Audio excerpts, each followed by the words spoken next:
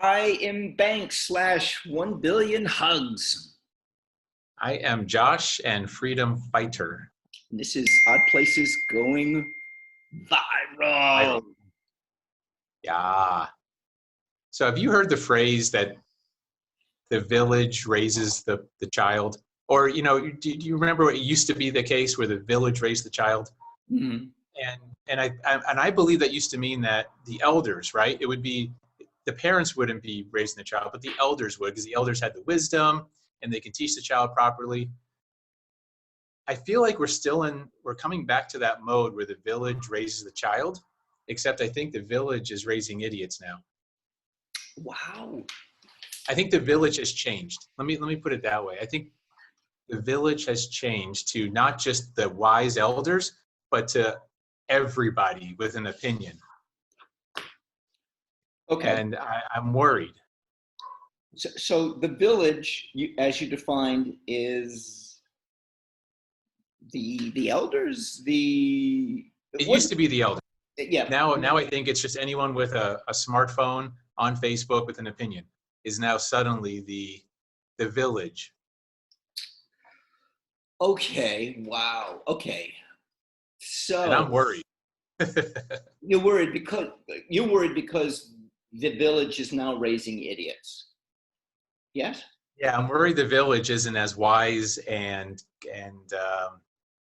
has as much integrity as it used to. So, Uh, so where do you live? What village do you live? That's a good question.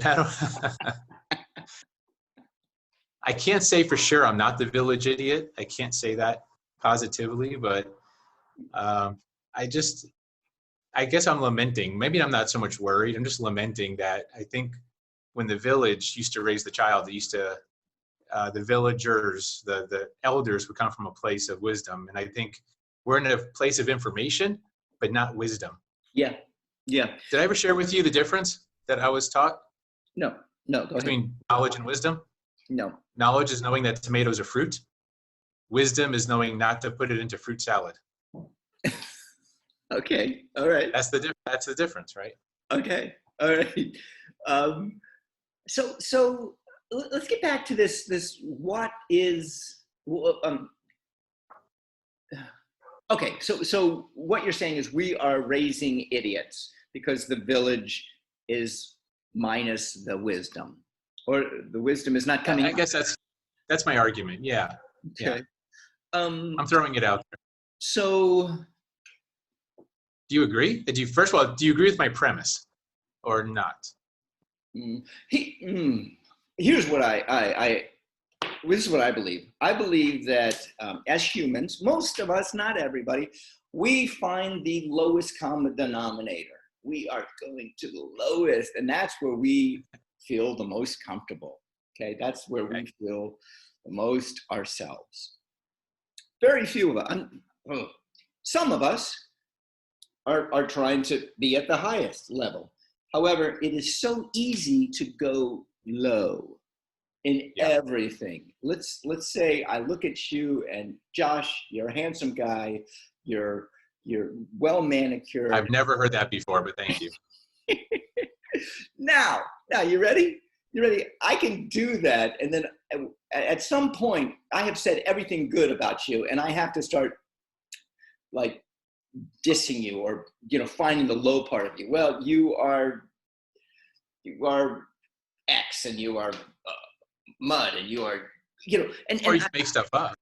Yeah. yeah, I could make stuff up. The point I'm trying to say, it's so easy for me to just like ugly you instead of compliment you.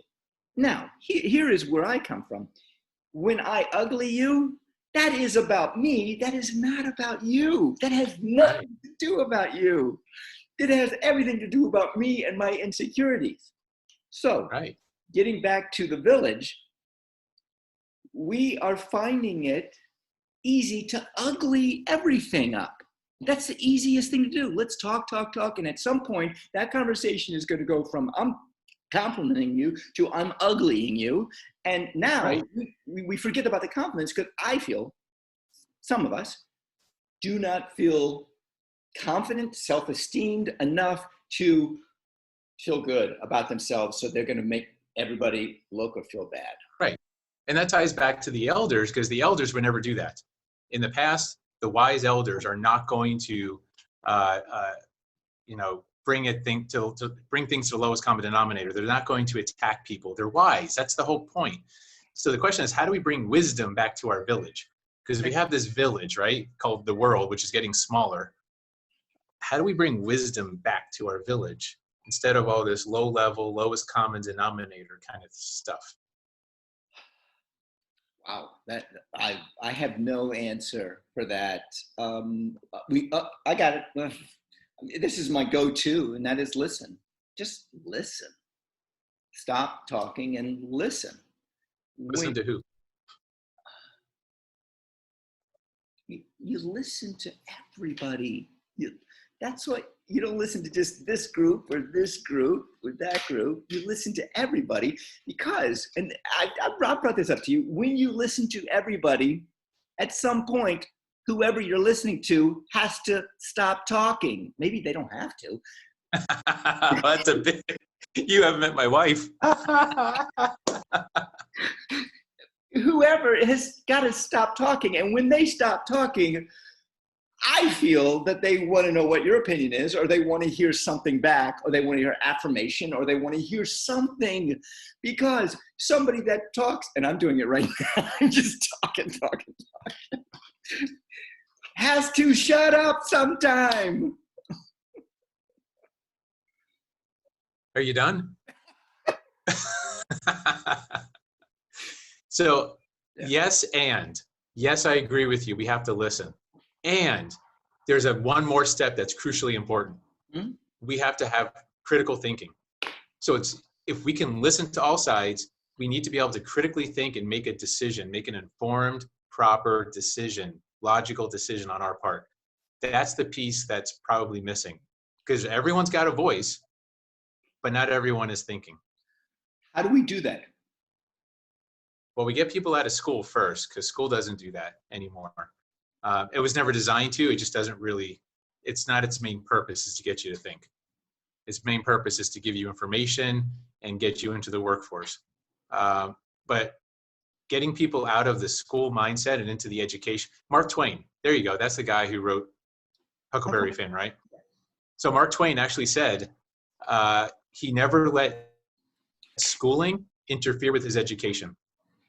He said that. I'm 100% with him. Get people educated, not schooled.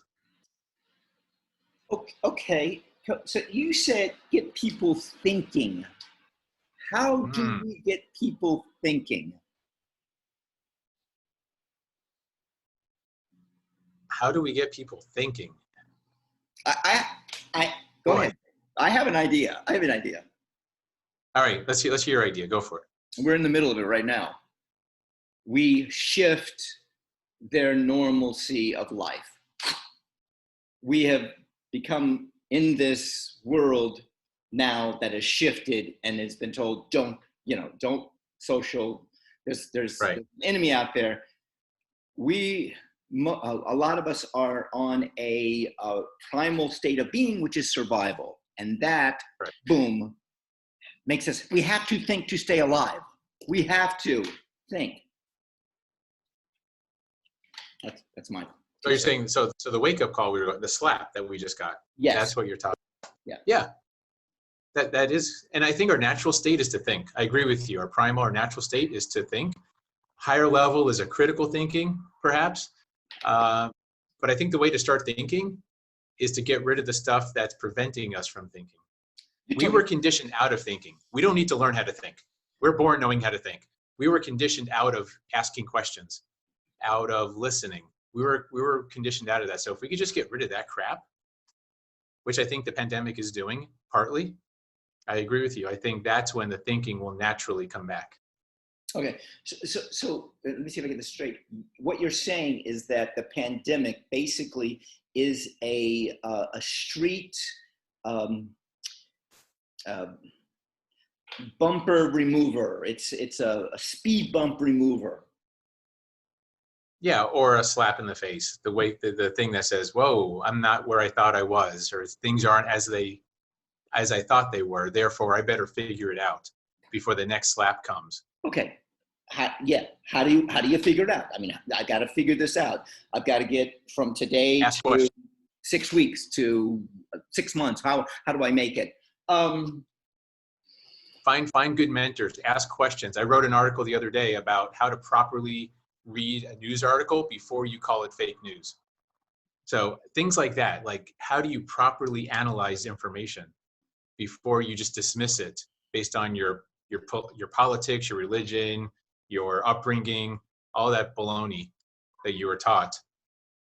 So that's a start. I'm Banks. I'm Josh. Odd places going. I roll straight up and away.